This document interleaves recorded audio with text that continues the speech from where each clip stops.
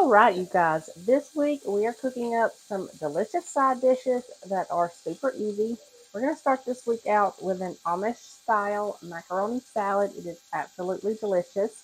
So I've got a pot of water here coming up to a boil, and I've already salted it.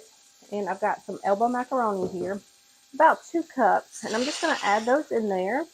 And I'm going to let these cook until they're just al dente. You want a little bite to the center of them. And then once these get done, I'm going to drain them and then rinse them under cold water.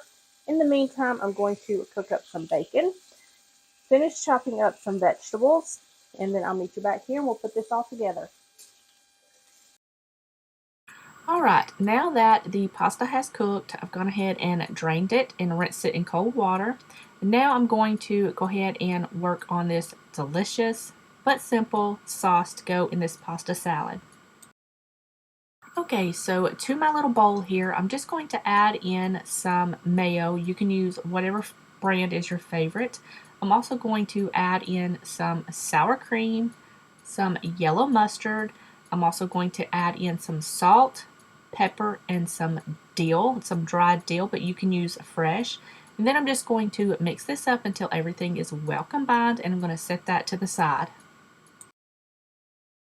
Alright, now we are going to put all of this together. So I've got my noodles here, and I've gone ahead and cooked some bacon, but you can of course use cooked diced ham. Now I'm going to add some peas, and I'm going to add in some pickles. You can of course use sweet relish along with some bell pepper and celery. Then I'm going to add in that sauce we made earlier, and I'm going to mix all of this together, and then we're going to add a cup of cheese, mix that together, and then we're going to put this in the refrigerator covered for about an hour, and then it'll be ready to eat.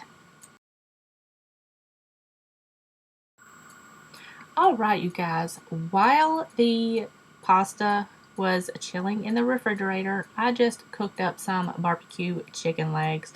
Very, very simple. All of my recipes are linked down in the description box below, and all of the cookbooks that I use to cook from, like this pasta salad, are in my Shop My Books in the description box down below.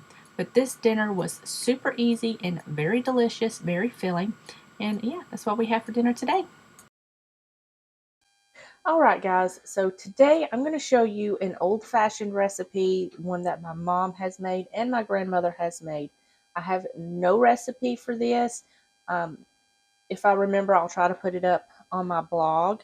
But it's very, very simple and it's very delicious. Let's see. I have some butter here. And I'm just going to add just about a tablespoon of butter in there. And I'm going to let that melt down. This is a old-fashioned style creamed spinach recipe. It's absolutely delicious. But we've got a little bit to cook. Not much, just an onion and a garlic. So I've got a quarter of an onion here that I've just got chopped up. It doesn't have to be fine or anything like that.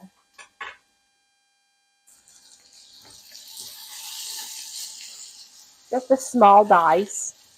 So I've got that going in there. I'm going to turn my heat down just slightly.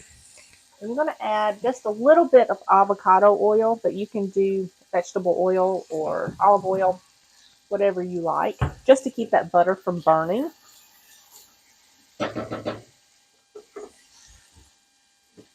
I'm going to add a little bit of salt and some pepper.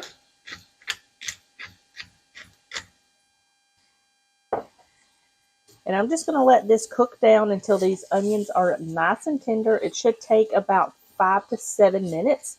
In the meantime, I've got a cup of cream here.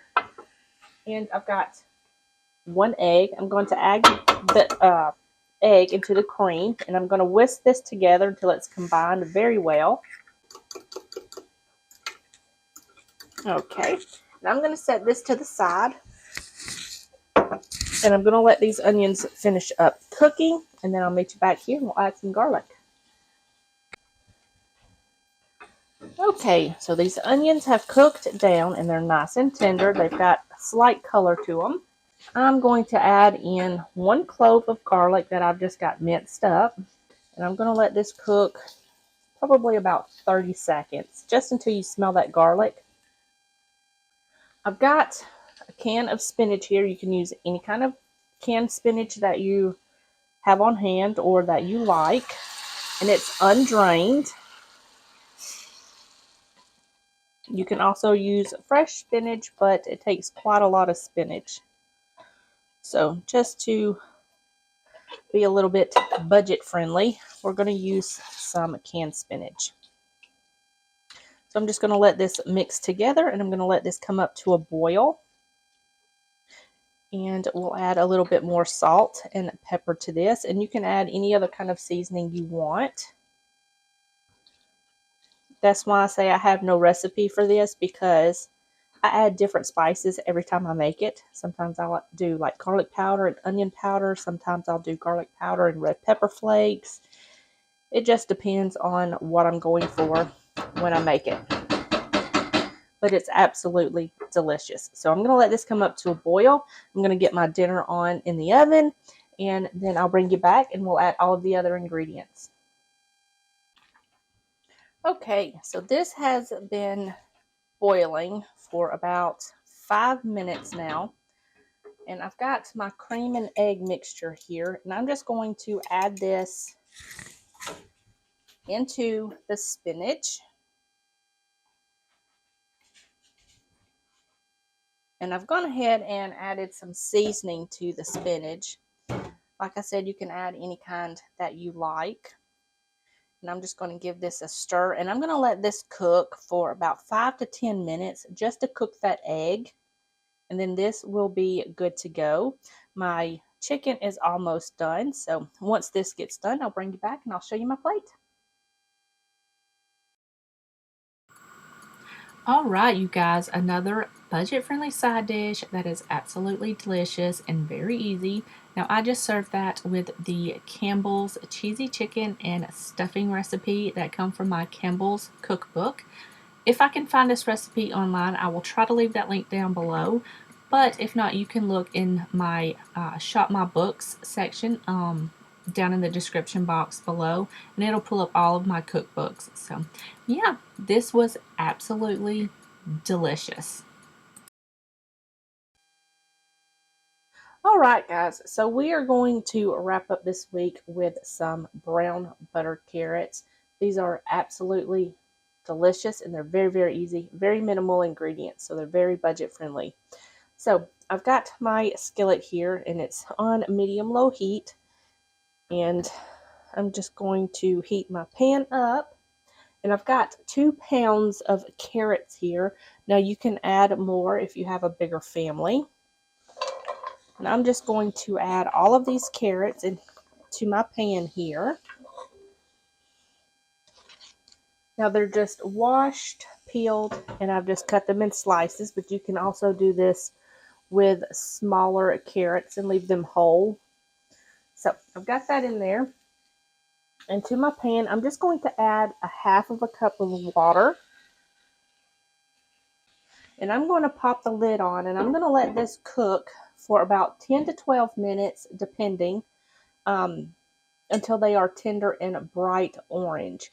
I'm going to keep my heat on low because I don't want them to burn. And I'm also going to come in here every once in a while and give these a stir. In the meantime, we're going to make some brown butter. Okay, so I've slid my pan over here and it's cooking. And we're going to make some brown butter now.